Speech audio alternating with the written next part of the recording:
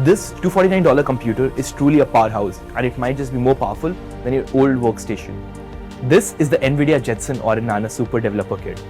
The device is especially interesting because it has been built for your robotics, edge AI and local inference applications, because it gives you a lot of AI compute in a small and low power form factor. In this video, I will be installing the Gemma 4 model on the Jetson Orin Nano and testing its practical applicability for the robotics application.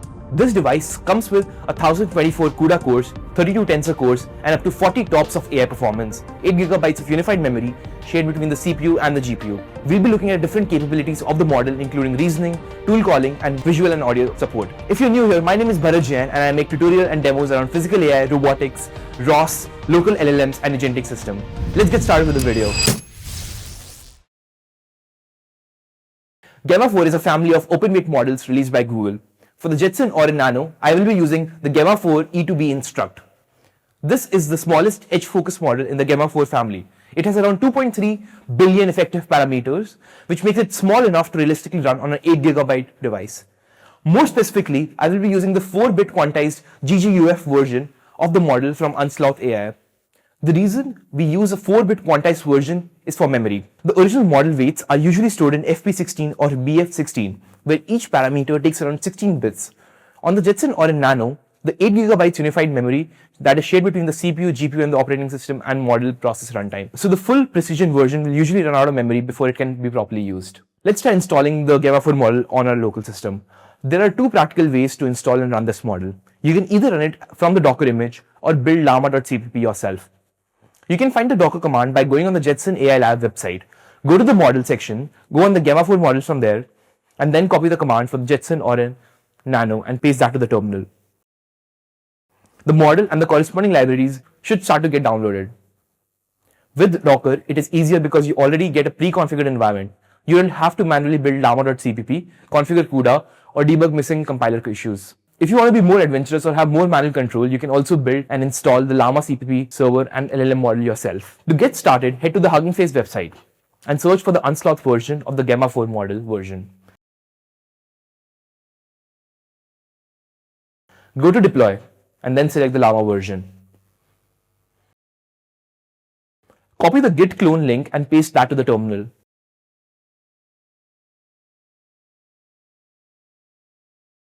It will take around 15 minutes for the server to complete the build. Once llama.cpp is built, we can download and run Gemma 4 model using llama server. Go back to the Hugging Face website and then copy the next set of commands. From the drop-down, select the 4-bit quantized and the medium version of the model. The model should start to be downloaded for the first time if you run it. Let's wait for it to load up. Alright, the server has now loaded up and we can open llama.cpp on the web UI of our browser. In my case, the server is running at 127.0.0.1 at port 8080. Let's go on this. Now we can send a basic prompt and confirm the Gemma 4 model is running locally on the Jetson Orin Nano. As you can see that I'm getting a context size of 134,000, which is amazing. Let's start with a simple query. Tell me about the Jetson Orin Nano. In this case, I'm getting around 15 to 16 tokens per second. That is quite usable for a model running on a small edge device. Of course, the exact speed will depend on the power mode, cooling, quantization, context length and the GPU offload settings. But for robotics workflow, this is already interesting because the inference matches the reading speed. Now let's move to the more interesting part, tool calling and agentic applications. One of the key usages of the Jetson Orin Nano will be inside edge devices and computers. Chances are you'll be working with ROS or Robot Operating System. It is a communication protocol behind a robot's sensors, actuators and motors. For an LLM to control the ROS topics and services, we will start the MCP server. We'll be using the ROS MCP server. It has more than 30 built-in ROS tools and we'll be testing Gemma's 4 agentic capability through that. To install the ROS MCP server, go on its respective GitHub repository and clone it to your local terminal.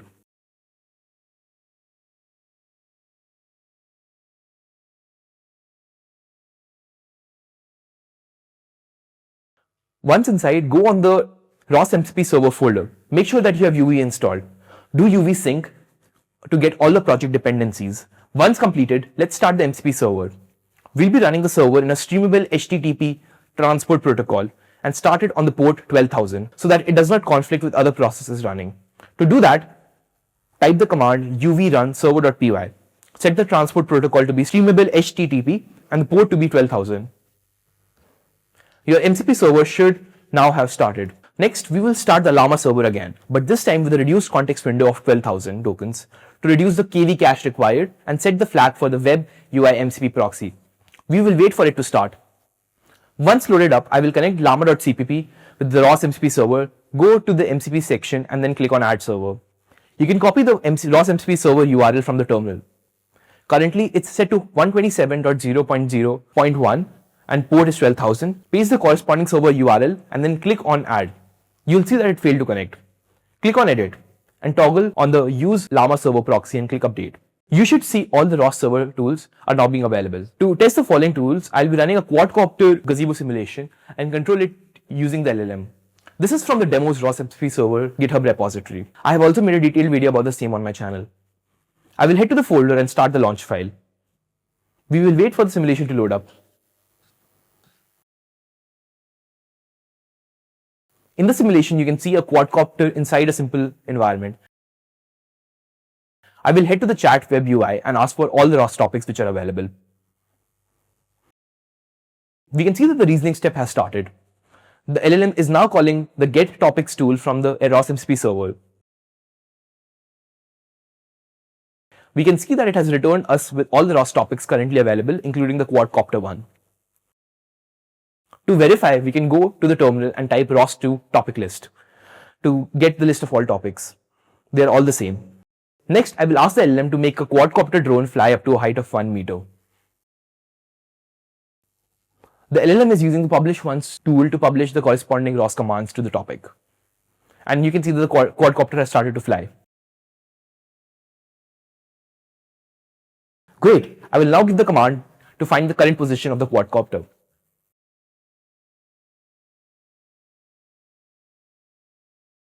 For this, the LLM will have to subscribe to the corresponding ROS topics.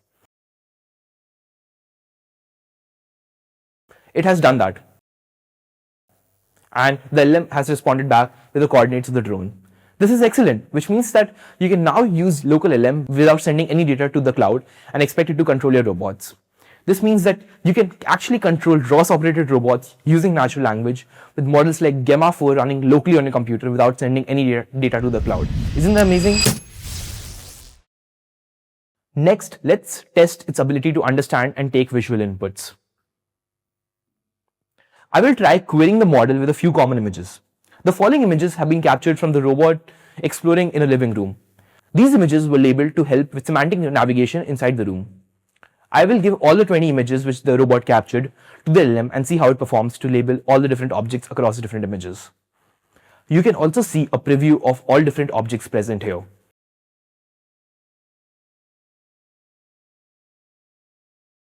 Alright, as you see that the LLM has processed the query given and has returned a list of all the different objects that have been used.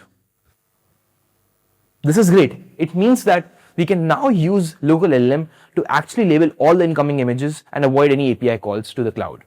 Lastly, let's test the ability for the LLM to understand voice inputs.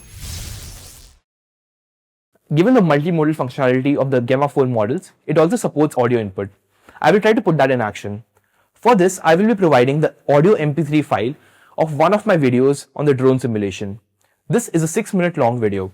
I will be giving the audio file to the LLM and ask it to transcribe the entire video for us.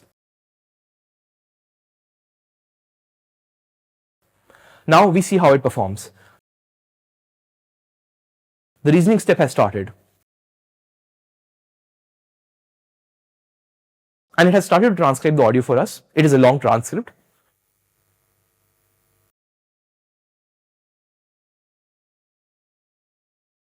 The LLM was able to transcribe the audio with great precision and then execute the task. This is a huge yes in the practicality of the model, as it can also be used to transcribe audio as well as in edge in robotics application. To summarize, we installed the Gemma 4 model on Jetson Orin Nano. We also tested the practical applicability of the model across all domains, including tool calling, image analysis, and audio transcription. it has performed significantly well considering the tests we did. Thanks for watching till the end. If you like the content around robotics and AI, please consider subscribing as the videos keep on getting better from here.